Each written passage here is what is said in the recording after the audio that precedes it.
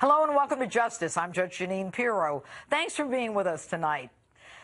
As the world comes crashing down around her, Hillary Clinton, in panic mode, displays what kind of president she would be. One who simply can't cope, can't take the pressure, and would be a danger to this country.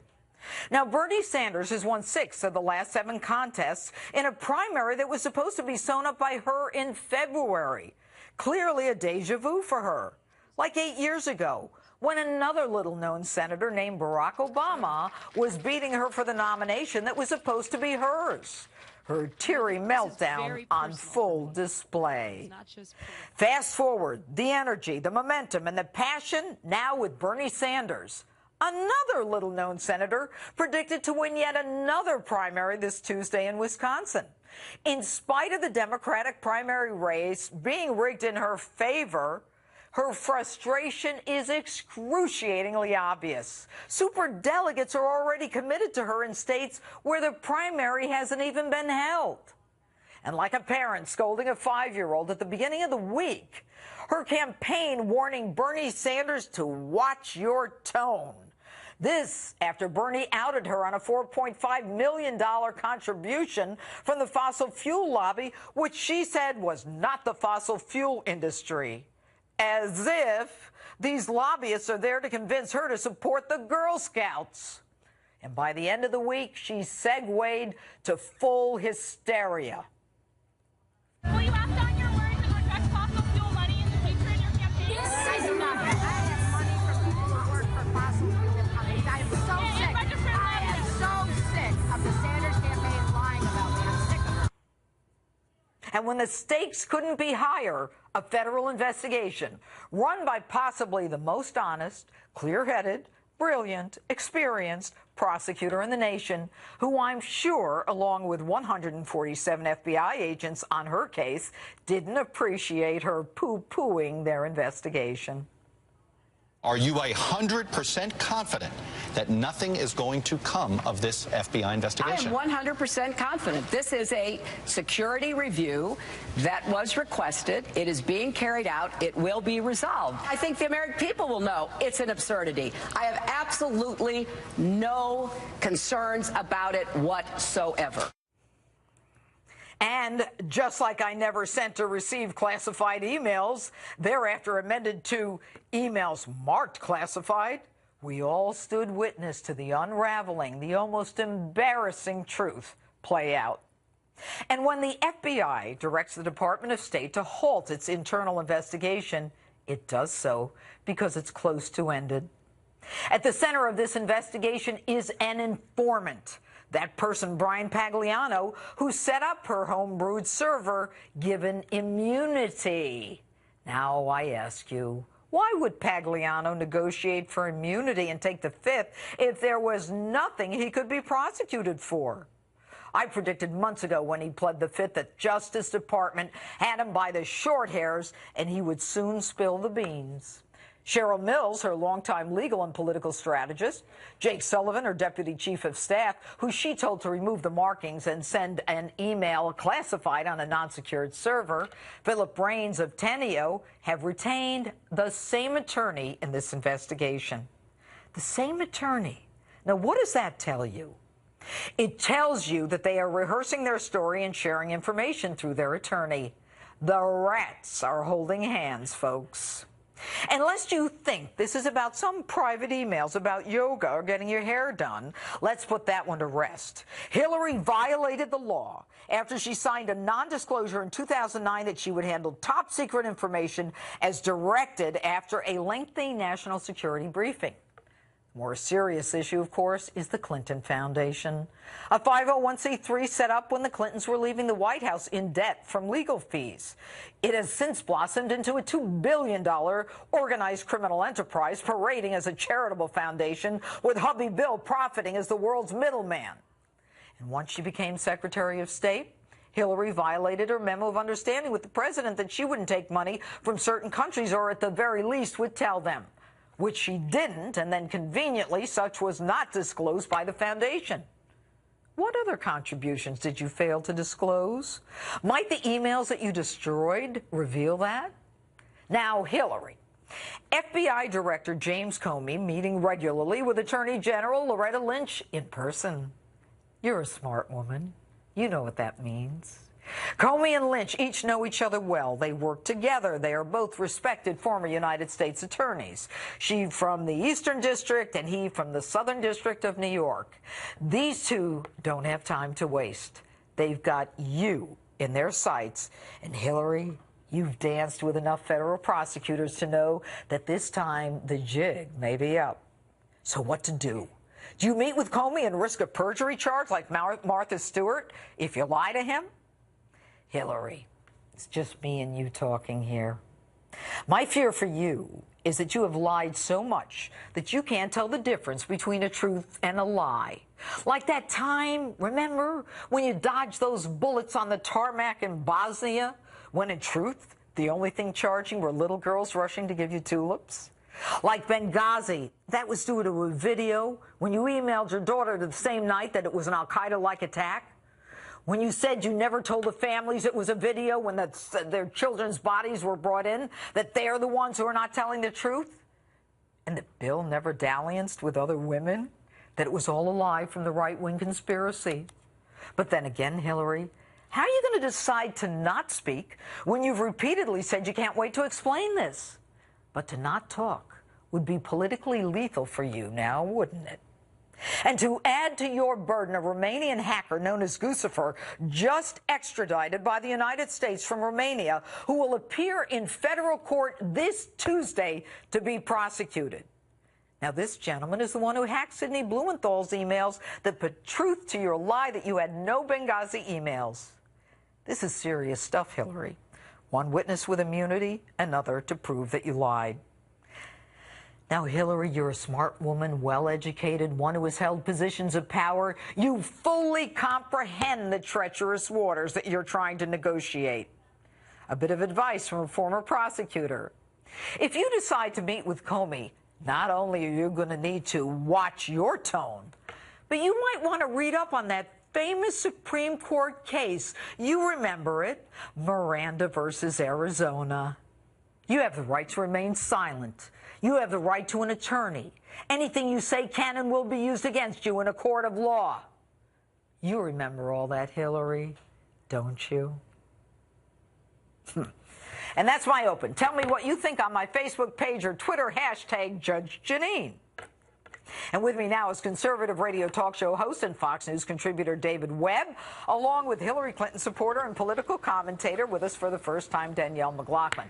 All right, guys, you know what? I'm going to start with you, Danielle. Hillary did not have a good week.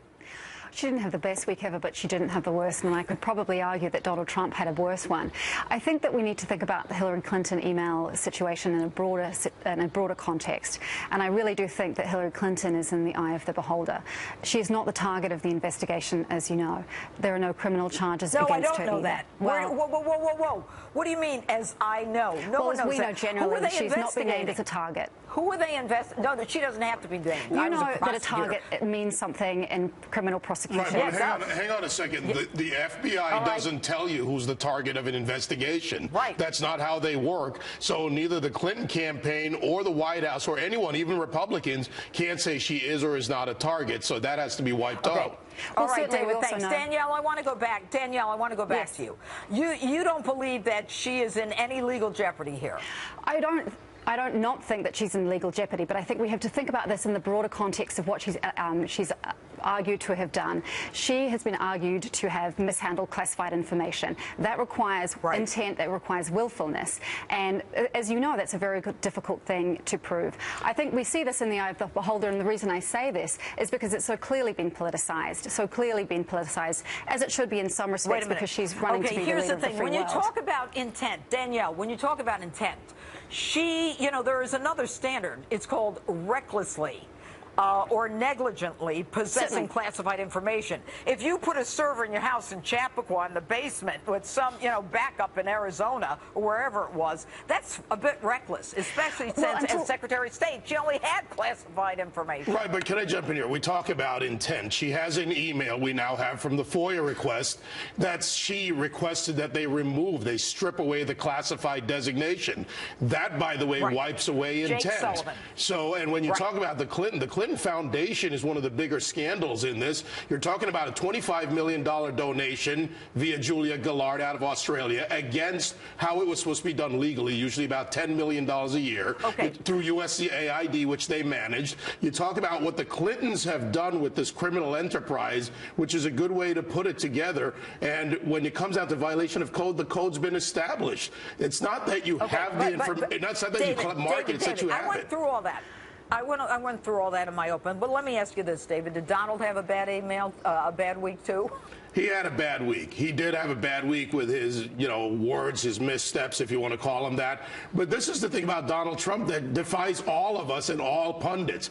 He defies political gravity. He changes the conversation. I was in Wisconsin. I interviewed Trump protesters. I walked along the blocks of people lined up to see him in the rain. I mean, rain and cold, and they were there. He's got a dedicated support, but he has really got to polish up his act, to be fair, if he's going to step out as the front runner. Certainly. And if I can add to that. Danielle, let me ask you this. Sure. On both sides, Danielle, you've got the outsiders who are clearly in the lead. And make no mistake, Donald's in the lead, and Bernie is the guy with all the momentum. He's won the last 6 of 7. Why isn't Hillary knocking this out of the park? Well, he's won the last 6 of 7, and as we know, that he does well in caucuses, and the next handful going forward, Pennsylvania, New York, they are primaries. So it's a very different game. She is within the margin of error with him in Wisconsin, and so we're really not sure what's going to happen between now and Tuesday. So I think that bears talking about. Certainly Ted Cruz is ahead by 10 or 12 points, depending on which poll you talk to. So I think Donald Trump is in far more trouble than Hillary Clinton is on Tuesday. Well, yeah, but I'm asking you about Clinton and Sanders. I mean, here's the problem. I mean, with the Dems, you've got superdelegates who are already sworn to support Hillary before they even have a primary. Talking about a rigged nomination. Well, but let me ask you that's this, the system. David. Oh, yeah, but they're all rigged for her.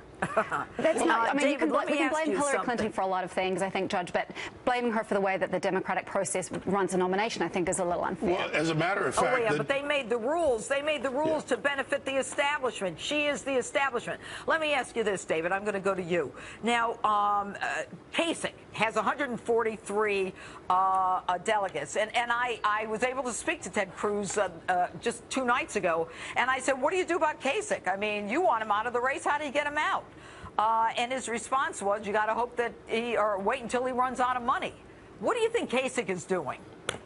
Clearly, the governor is running as the spoiler. He doesn't meet Rule 40B, which means he has to have 8 wins, 8 pluralities to go to the convention. Second round, it could be a possibility, but more than likely, he's just going to be the spoiler. Either he runs out of money, the donations dry up, and he keeps going all the way to July, or not. We don't control that. I would also look at Marco Rubio, who's trying to hold on to his delegates, and the fact that Ted Cruz is playing the delegate game, which means he goes to the Dakotas, he talks to the convention, he tries to get the unbound delegates. It's his only counter against Donald Trump, who's got a significant lead. Okay, and I got to go. I want to thank David Webb and Danielle McLaughlin. But Danielle, real fast, New York, it seems to be in play. It is. For Hillary. Maybe it is, maybe it isn't. We've still got a little bit of a way to go. I think she's going to win. With your sigh. All right. She's going to win. Thank you, guys. Thanks for being with us. All right. We've been talking about another critical week ahead in the race for the White House as candidates battle to win delegates in Wisconsin on Tuesday. And with me now to break down the latest poll numbers is Republican pollster and communications expert Lee Carter. All right, Lee. All right, there you are. All right, polls indicate that Donald is 10 points behind in Wisconsin. Now, we all know that Wisconsin is, they're all dug in there. They've got an organization because of what they've been through with unions and everything else. Can Donald turn it around, Lee, do you think? In Wisconsin, I don't think so. I think that he's going to lose Wisconsin. I think he's got to stick it out there. I think he's got to start trying to get his message back out there. He's had a really bad 2 weeks. He's been on his heels between the Heidi issue, the Heidi Cruz issue, the battle of the wives, whatever you want to call it, between that. Between the abortion gaffe that he had this week, those two issues and the Michelle Fields thing, they just weren't good for him. But now he's got to get back on message. He's now talking about unifying the party. He's going back to his message, his core message of making America great again. He's got to get out of this whole thing and go, you know what? Abortion, the women's issues, my core message was about bringing America back together again. The things that I've heard Americans are most concerned about: jobs, immigration, China, these 5 things that I've been talking about all along. He's got to get that back, energize his base, and go back to what he's going to do the best. He's got to get out of How does he turn around? Wait, Lee, hang on. How does he turn around the women's vote? How does he get it? Yeah, I think that's a really, really good point. I think the women's vote is one that is really, really tricky. You know, when you look at the polls, he's got a very negative view among women. So what do you do about that? I think, surprisingly, he does well with some women. So I think he's got to pull that along. I think one thing that we're going to start seeing is he's going to start pulling together not just a VP, he's going to start coalescing a cabinet. You're going to start seeing him bringing together Are you saying, Lee, that he needs a woman VP? Is that what you're saying? I don't think it's just a woman VP, because women aren't necessarily saying I need to go along with just a woman. I think they're saying I need to go along with somebody who's gonna do something great for me. And women aren't just saying I need issues like I need to say equal pay, or I need abortion and all of those kinds of things. Women are saying I want to have an economy that flourishes. I want to have safety and security. I want to know things are going to be better for my children than me. So, you know, I could see women really, really like Kasich. Women really like other candidates. So okay, and that's my next question, Lee. Does he pick Kasich as a VP? In fact, Kasich says no. Okay, and that's look. You know what I think, Lee? I think that these presidential elections are pretty much held in 7 or 10 states. You know, the swing states. So Absolutely. it's almost like New York goes this way, Texas goes that way. Florida's in flux.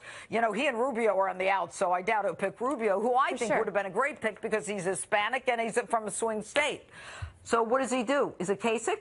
Does it help him? Or is it 2 white males? Well, that could be 2 white males, except Kasich pulls something that Donald Trump doesn't. Now, I get a lot of abuse on Twitter and other things when I talk about him pulling Kasich, because people are saying he's too left, he's too this, he's another white man.